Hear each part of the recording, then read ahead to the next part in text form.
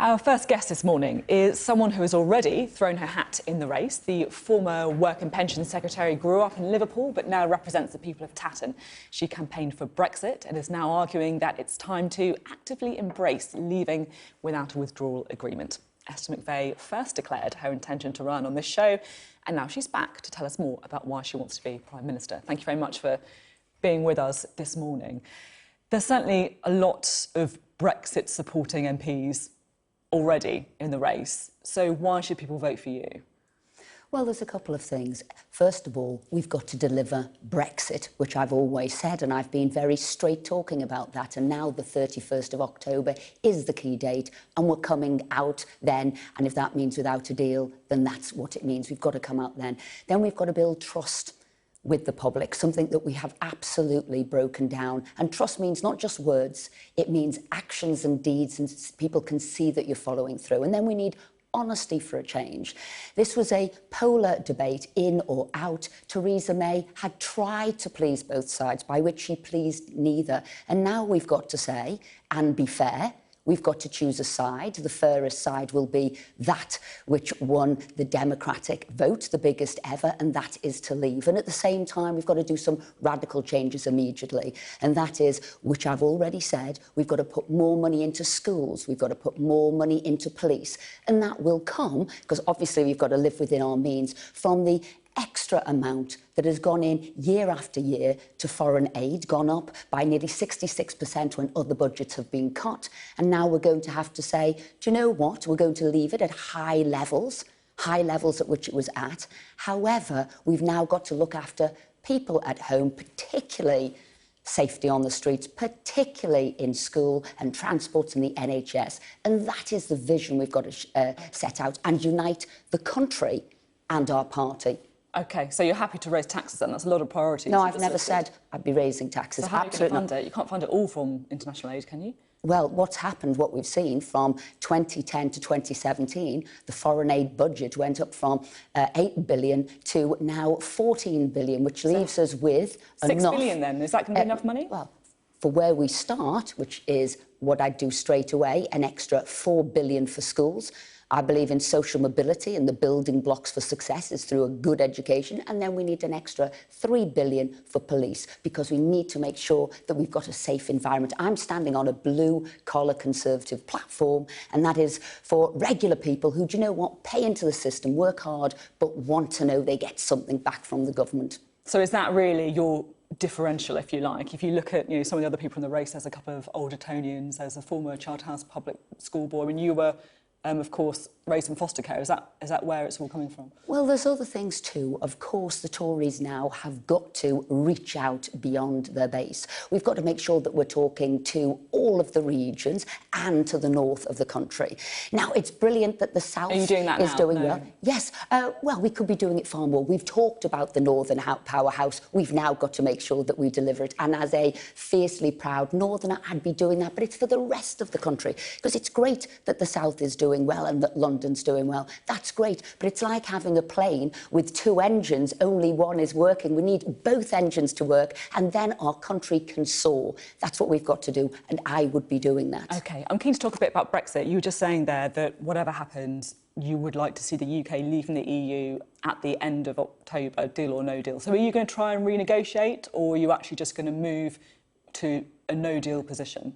What we've got to do straight away, actually, is start preparing. A lot of the preparations have been done. So you're quite right, that date is now fixed. It's not that I'd like to come out on that date or I don't want to. That date is fixed. Well, you could ask for an extension, couldn't you? Well, we won't be asking for any more extensions. That's part of the corrosive uncertainty that individuals, business and the country don't want. So that date is fixed. So, of course, we have to say we need to make sure that we're ready to leave on that date. Now, if the EU wants to come back to us, the door is open if they want to have a better deal. That's fine. We've always wanted a free trade agreement. But what we've got to do is not waste time.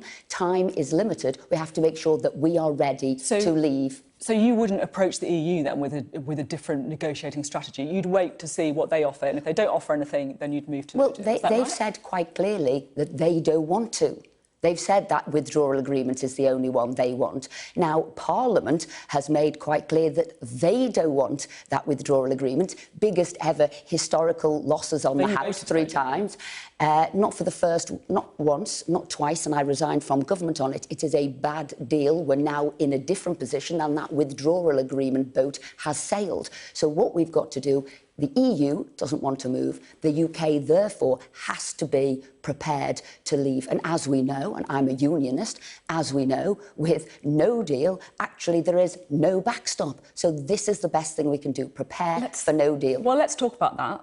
The backstop, of course, is absolutely key. If you were going to leave with no deal, would you be happy to see a border in Ireland? Because that is the reality, isn't it? No, because we can do an invisible border. So by October the 31st? Yes. How is that going to work? Because the contest isn't going to finish till the end of July, then you're in summer recess. I mean, well, if there's no deal, if we will get real, if there is no deal, we know that the EU ain't going to put up a border. We know that Ireland isn't going to put up a border. There will be no hard border. So we have to make sure that people understand that whilst the EU have said that there will be a border. That there'll be an invisible border. And let me explain this.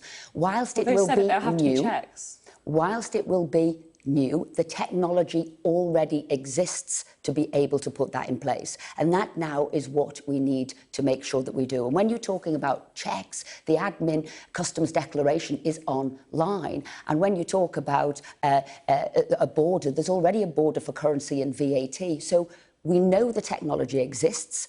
We've already been having meetings in the House on what is possible there. So we know we can go forward and have the invisible border. So there will not be a hard border. In place by the 31st of October. That's the key, isn't it? Yeah.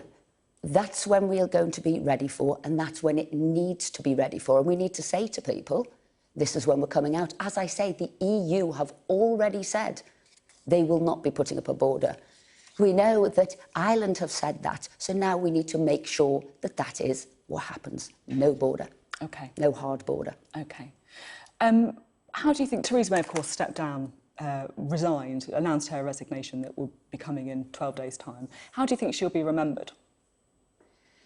She'll be remembered for somebody who was very dutiful. She'll be remembered for somebody who picked up that leadership at a time when there was no leadership. David Cameron walked away and the other contenders for the job fell by the wayside. So she, in a dutiful manner, took the lead of the country and went forward. When you left the government, there was a lot of talk, wasn't there, about you becoming emotional in that last cabinet meeting. You said that you didn't cry. How did you feel when you read all those articles analysing Theresa May's tears this week? Do you think we talk about our female politicians in a different way? Well, the difference was there wasn't any tears with me, but there were tears with Theresa May. And I think it showed her as a very honest woman at that moment. It was emotional for her. She had done what she thought was the best. She had tried to do, keeping everybody on board. And that's where I think the honesty now has got to come in. You do have to choose a side. She'd always said in a Mansion House speech, you can't have a half in, half out. But despite that, that you had to choose leave. But I think she was very honest with herself at that moment. Theresa May once said that the naughtiest thing she'd ever done was running through wheat fields. What's the naughtiest thing you've ever done? Oh, that's for me to know, and you probably not to.